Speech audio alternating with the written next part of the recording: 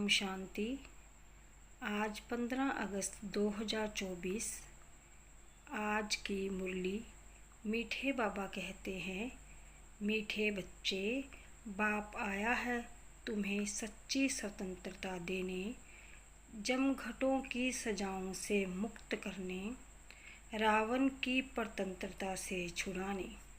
आज का प्रश्न है, बाप और तुम बच्चों की समझाने में मुख्य अंतर कौन सा है? उत्तर है, बाप जब समझाते हैं तो मीठे बच्चे कहकर समझाते हैं, जिससे बाप की बात का तीर लगता है। तुम बच्चे आपस में भाइयों को समझाते हो, मीठे बच्चे नहीं कह सकते। बाप बड़ा है इसलिए उनकी बात का असर होता है। वह बच्चों को रियलाइज़ कराते हैं, बच्चों तुम्हें लज्जा नहीं आती, तुम पतित बन गए, अब पावन बनो। ओम शांति। बेहद का रूहानी बाप बेहद के रूहानी बच्चों को बैठ समझाते हैं। अब यह बेहद का बाप और बेहद के बच्चे ही जानते हैं, और कोई ना बेहद के बाप को जानते हैं, न बेहद के बच्चे अपने को मानते हैं। ब्रह्मा मुख वंशावली ही जानते और मानते हैं, और कोई तो मान भी नहीं सकेंगे। ब्रह्मा भी जरूर चाहिए, जिसको आदि देव कहते हैं, जिसमें बाप की प्रवेशता होती है। बाप आकर क्या करते हैं? कहते हैं पावन बनना है। बाप की श्रीमत है, अपने को आत्मा निश्चय करो। बच्चों को आत्मा का परिचय भी दिया है।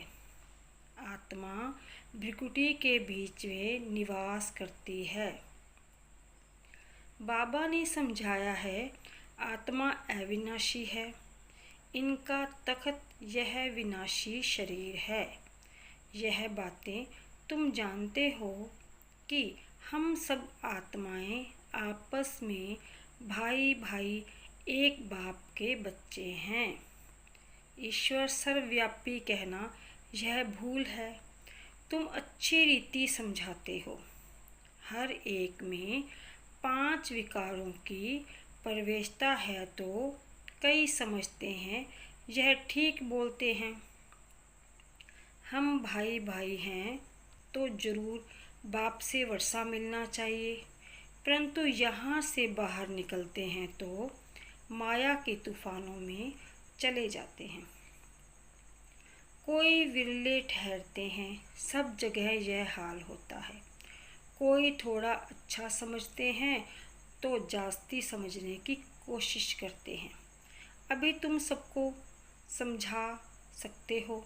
अगर कोई जास्ती अटेंशन नहीं देते हैं तो कहेंगे यह पुराने भक्त नहीं हैं।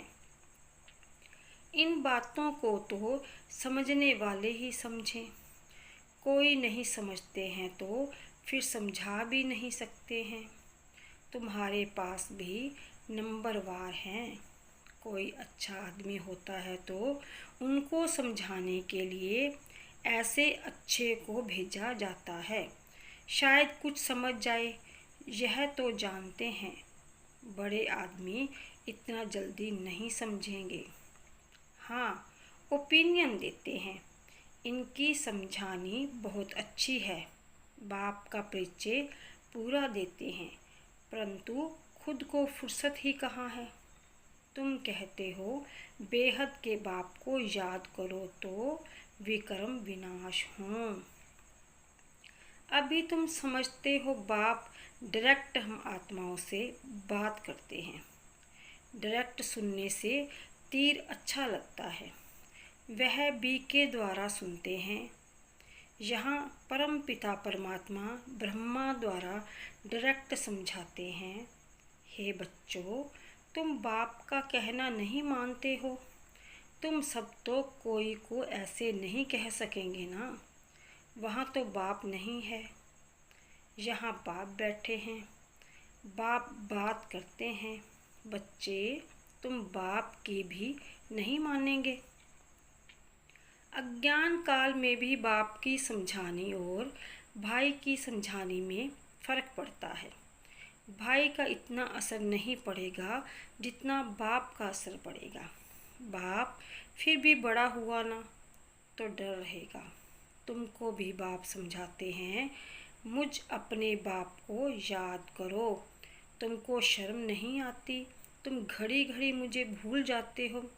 बाप डायरेक्ट कहते हैं तो वह असर जल्दी पड़ता है। अरे, बाप का कहना नहीं मानते हो?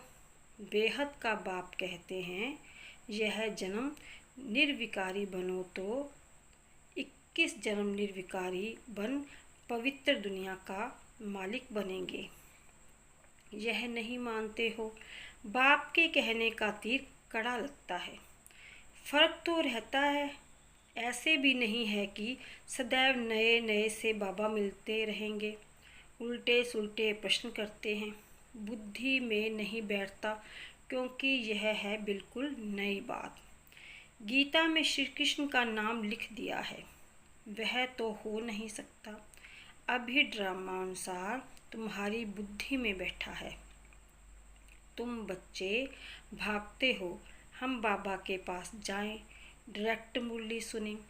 वहाँ तो भाइयों द्वारा सुनते थे, अब बाबा से सुने। बाप का असर होता है। बच्चे बच्चे कह बात करते हैं। बच्चे, तुम्हें लज्जा नहीं आती? बाप को याद नहीं करते हो? बाप के साथ तुम्हारा प्यार नहीं है? कितना याद करते हो? बाबा 1 घंटा। अरे, निरंतर याद करेंगे तो तुम्हारे पाप कट जाएंगे। जन्म जन्मांतर के पापों का बोझा सिर पर है। बाप सम्मुख समझाते हैं, तुमने बाप की कितनी ग्लानि की है। तुम्हारे ऊपर तो केस चलना चाहिए। अखबार में कोई के लिए ग्लानि लिखते हैं तो उस पर केस करते हैं ना। अब बाप स्मृति दिलाते हैं, तुम क्या क्या करते थे। बाप समझाते हैं, ड्रामा अनुसार रावण के संग में यह हुआ है। अब भक्ति मार्ग सब पूरा हुआ, पास्ट हो गया। बीच में कोई रोकने वाला तो होता नहीं।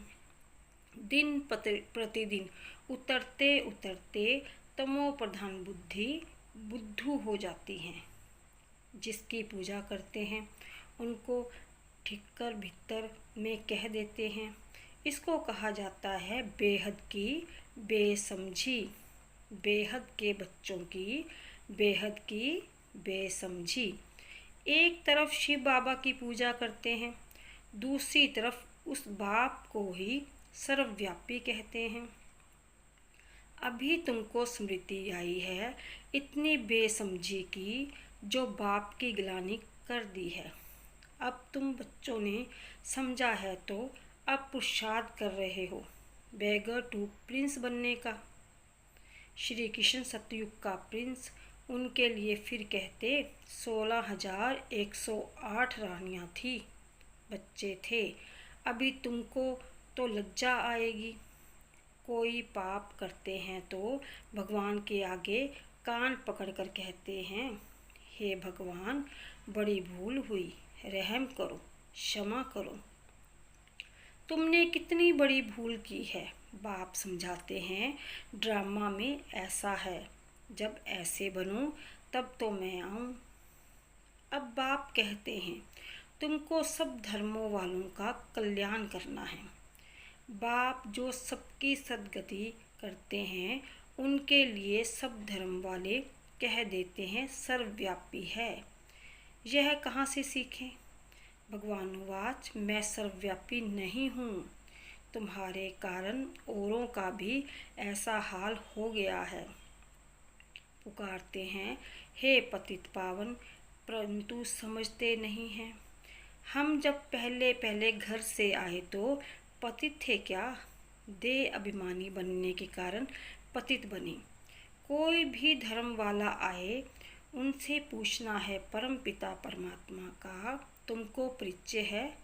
वह कौन है? कहाँ निवास करते हैं? तो कहेंगे ऊपर में या कहेंगे सर्वव्यापी है। बाप कहते हैं तुम्हारी खातिर सारी दुनिया चट खाते में आ गई है। निमित्त तुम बने हो, सबको समझाना पड़ता है, भल ड्रामा अनुसार होता है, परंतु तुम पतित तो बन गए ना। सभी पाप आत्माएं हैं, अब पुण्य आत्मा बनने के लिए पुकारते हैं। सब धर्म वालों को मुक्ति धाम घर में जाना है, वहाँ पवित्र है। यह भी ड्रामा बना हुआ है जो बाप आकर समझाते हैं। यह ज्ञान सब धर्मों के लिए है। बाबा के पास समाचार आया था। किसी आचार्य ने कहा, आप सबको आत्मा में परमात्मा समझ नमस्कार करता हूँ। अब इतने सब परमात्मा हैं क्या? कुछ भी समझ नहीं। जिन्होंने भक्ति जास्ती नहीं की है वह ठहरते नहीं हैं।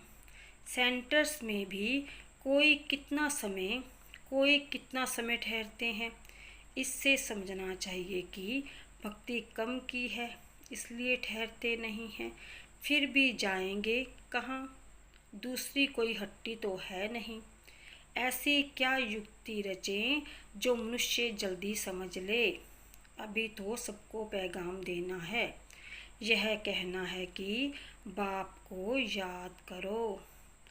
तुम ही पूरा याद नहीं कर सकते हो तो तुम्हारा तीर कैसे लगेगा? इसलिए बाबा कहते हैं चार्ट रखो। मुख्य बात है ही पावन बनने की। जितना पावन बनेंगे उतना नॉलेज धारण होगी, खुशी भी होगी। बच्चों को तो बहुत खुशी होनी चाहिए। हम सबका उद्धार करें। बाप ही आकर सद्गति करते हैं। बाप को तो गम और खुशी की बात ही नहीं। यह ड्रामा बना हुआ है। तुमको तो कोई गम नहीं होना चाहिए। बाप मिला है और क्या, सिर्फ बाप की मत पर चलना है। यह समझाने भी अब मिलती है, सतयुग में नहीं मिलेगी। वहाँ तो ज्ञान की बात ही नहीं। यहाँ तुमको बेहद का बाप मिला है तो तुमको स्वर्ग से भी जास्ती खुशी होनी चाहिए। बाप कहते हैं विलायत में भी जाकर तुमको यह समझाना है। सभी धर्म वालों पर तुमको तरस पड़ता है। सभी कहते हैं हे भगवान रहम करो, वलिस करो, दुख से लिबरेट करो, परंतु समझते कुछ नहीं। बाप अनेक प्रकार की युक्तियाँ बतलाते हैं। सबको यह बतलाना है कि तुम रावण की जेल में पड़े हो। कहते हैं स्वतंत्रता मिले, परंतु वास्तव में स्वतंत्रता कहाँ किसको जाता है यह कोई जानता नहीं है। रावण की जेल में तो सब फंसे हुए हैं। अब भी सच्ची स्वतंत्रता देने के लिए बाप आए हैं। फिर भी रावण की जेल में परतंत्र होकर पाप करते रहते हैं। सच्ची स्वतंत्रता कौन सी है, यह मनुष्यों को बतलाना है। तुम अखबार में भी डाल सकते हो, यहाँ रावण के राज्य में स्वतंत्रता थोड़ी ही है। बहुत शॉर्ट में लिखना चाहिए, जास्ती तीक तीक कोई समझ ना सके। बोलो तुमको स्वतंत्रता है कहाँ? तुम तो रावण की जेल में पड़े हो। तुम्हारा विलायत में आवाज़ होगा तो फिर यहाँ झट समझ जाएंगे। एक दो पर घेराव करते रहते हैं तो यह स्वतंत्रता हुई क्या? स्वतंत्रता तो तुमको बाप दे रहे हैं, रावण की जेल से स्वतंत्र कर रहे हैं। तुम जानते हो वह हम बड़े स्वतंत्र, बड़े धनवान होते हैं, किसकी नज़र भी नहीं पड़ती। पीछे जब कमज़ोर बने तब सबकी नज़र पड़ी तुम्हारे धन पर। मोहम्मद गजनीवी ने आकर मंदिर को लूटा तो तुम्हारी स्वतंत्रता पूरी हो गई। रावण के राज्य में परतंत्र बन गए।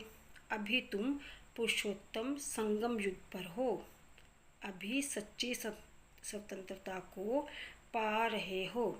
वह तो स्वतंत्रता को समझते ही नहीं।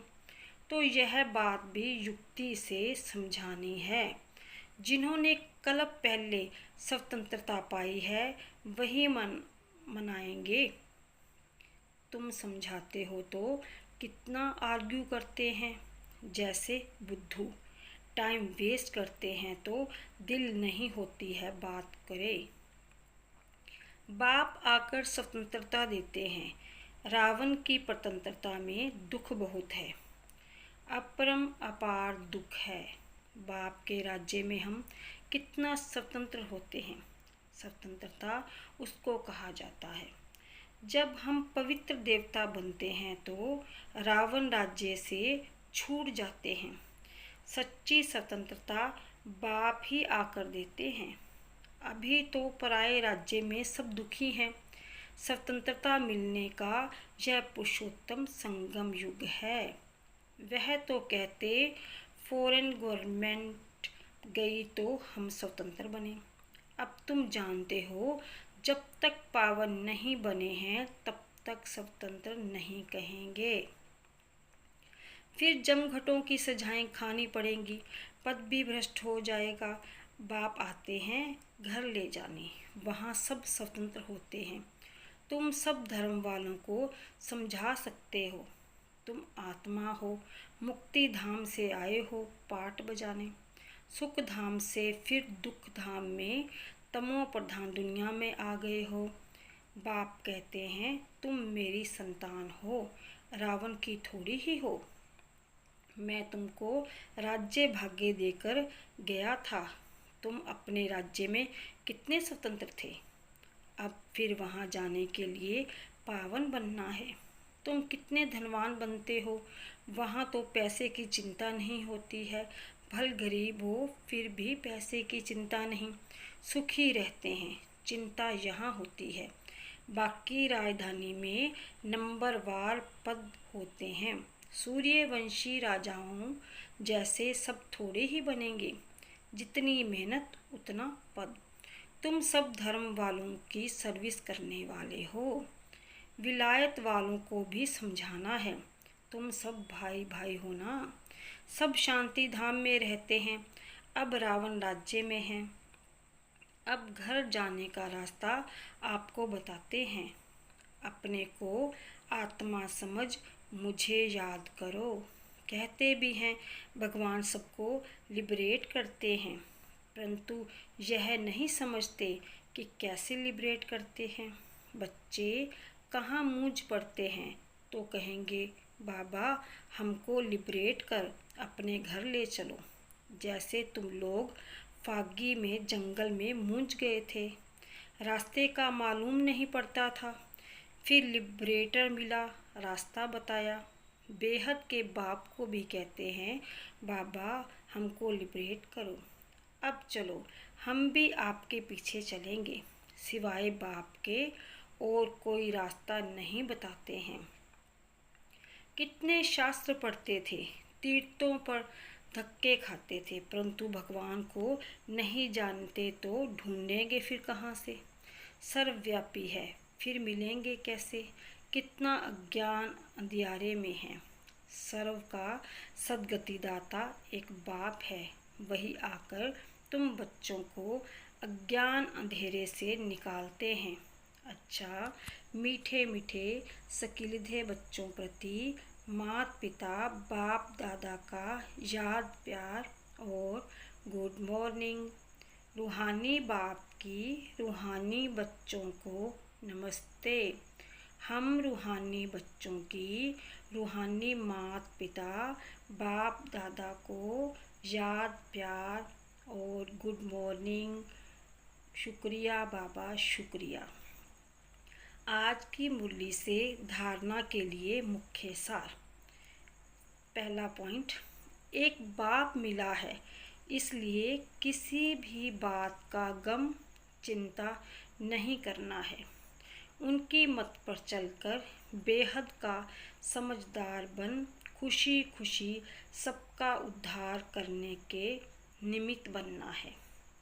सेकंड पॉइंट, जमघटों की सजाओं से बचने व सच्ची स्वतंत्रता पाने के लिए पावन जरूर बनना है। नॉलेज सोर्स ऑफ इनकम है, इसे धारण कर धनवान बनना है। आज का वरदान है, नॉलेज की लाइट माइट से रोंग को राइट में परिवर्तन करने वाले ज्ञानी तू आत्मा भव। नॉलेज की लाइट माइट से रोंग को राइट में परिवर्तन करने वाले ज्ञानी तू आत्मा भव। कहा जाता है नॉलेज इज़ लाइट माइट, जहाँ लाइट अर्थात रोशनी है कि ये रोंग है, ये राइट है, ये अंधकार है, ये प्रकाश है, ये व्यर्थ है, यह समर्थ है। तो रोंग समझने वाले रोंग कर्मों व संकल्पों के वशीभूत हो नहीं सकते। ज्ञानी तू आत्मा अर्थात समझदार ज्ञान स्वरूप कभी यह नहीं कह सकते कि ऐसा होना तो चाहिए, लेकिन उनके पास रोंग को राइट में परिवर्तन करने की शक्ति होती है।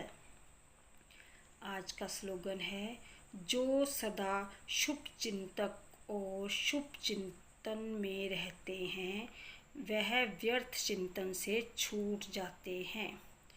जो सदा शुभ चिंतक और शुभ चिंतन में रहते हैं वह व्यर्थ चिंतन से छूट जाते हैं।